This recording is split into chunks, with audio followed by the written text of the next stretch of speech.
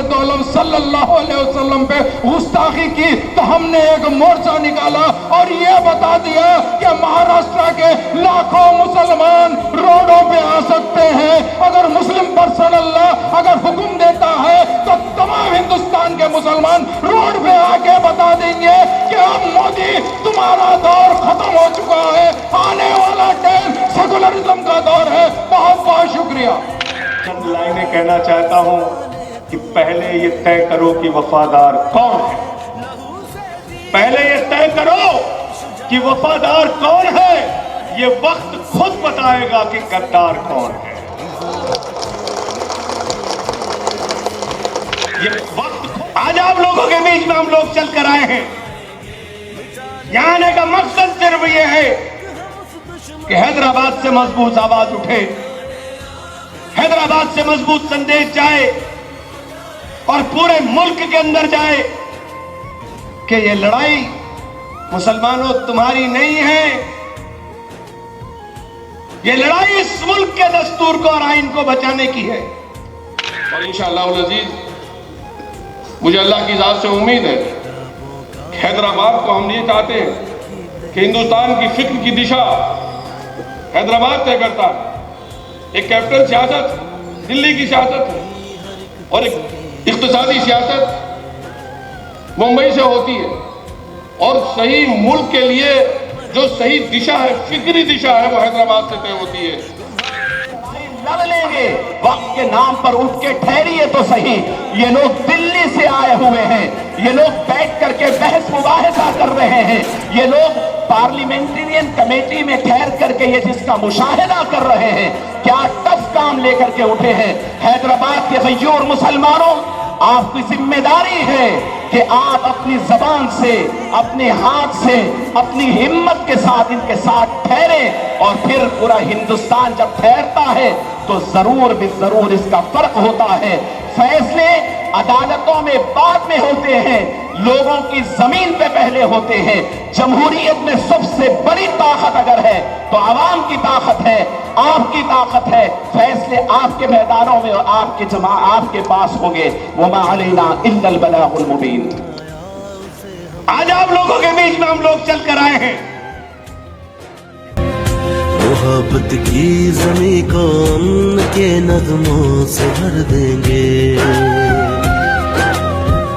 जलाने जो चमन आया उसे हम राख कर देंगे। मोहब्बत की ज़मीं को अमन के नगमों से भर देंगे। जो तुमने ख्वाब देखे थे उन्हें ताबीर कर देंगे। जो हमने अहद बांधा है दिलो जान से निभाएंगे। जो हमने अहद बांधा है दिलो जान से निभाएंगे। जाने आखिरी हद तक हम उस दुश्मन को जाएंगे।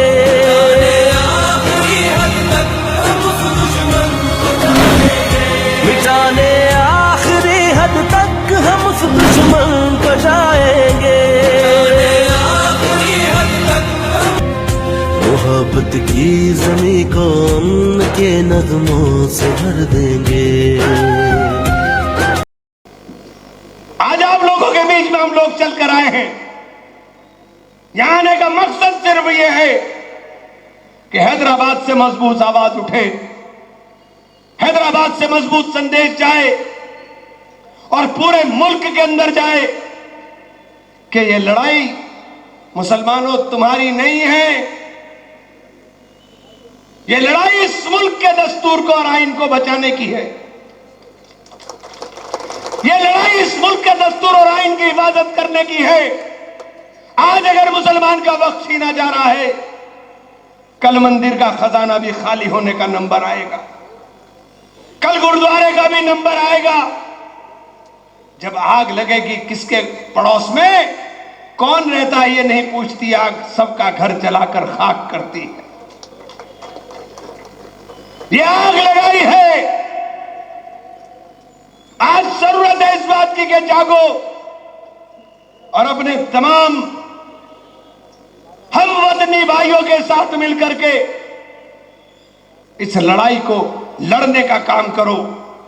और लड़ाई को सिर्फ ये जो अभी एक सवाल आया, मैं सुन रहा था कि जो आपने यहां से प्रचार किया, हम लोग आ रहे हैं, तो लोग करने लगे वक्फ ने किसका भला किया। अरे आपको पता है वक्फ क्या है? मरोगे तो दफनाए कहां जाओगे? कब्रिस्तान भी तो वक्फ है। अल्लाह की याद आएगी नमाज पढ़ने, तौफीक अल्लाह देगा, नमाज के लिए तो मस्जिद में जाओगे, वो भी तो वक्फ है। आप भलाई और बुराई की बात करते हो। ये साजिश के तहत हमारे बीच में बरगलाने का काम किया जा रहा है। ना दरगाहें बचेंगी, ना खानकाहें बचेंगे, ना आस्थाने बचेंगे, ना कब्रिस्तान बचेंगे, ना ईदगाहें बचेंगी। तो कहां जाओगे जब तुम्हारे पास मालकाना हक ही नहीं रहेगा? इसलिए आप लोगों से कहना चाहता हूं कि लड़ाई फिरकों में बंटने की नहीं है, यह मजबूती के साथ ईमान की रस्सी को थामने की है। अगर आज भी मुसलमान ने ईमान की अपनी उस रोशनी को दिल में जगाने का काम ना किया, तो फिर तबाही से आपको कोई बचा नहीं सकता। और अंत में इन्हीं लाइनों के साथ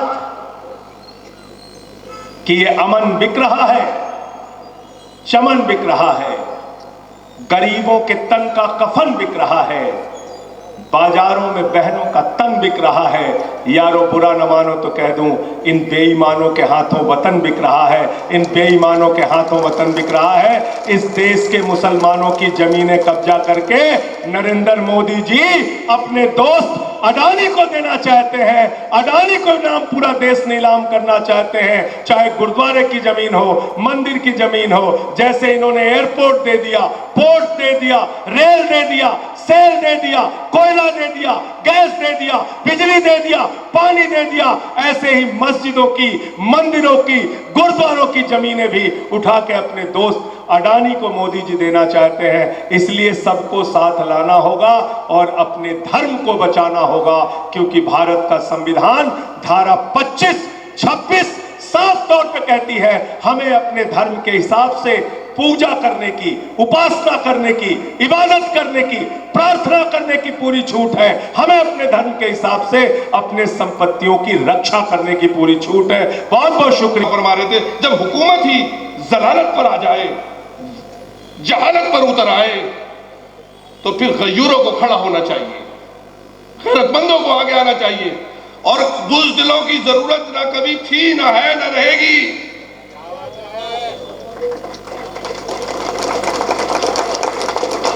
जिंदा कौमों के साथ लोग खड़े होते हैं, बुज़दिल और दब्बू के साथ खड़ा होने में लोग अपना शर्म और आर महसूस करते हैं।